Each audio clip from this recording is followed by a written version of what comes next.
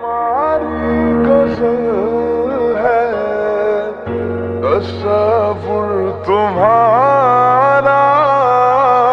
মরার আর time pile না, সে India যায় মরতে হইলো। আপনারা তো আগেই বলছিলাম প্যাকেজটা ওনার কাছ থেকে বুঝে নিতে, ইন্ডিয়া যাওয়ার আগেই।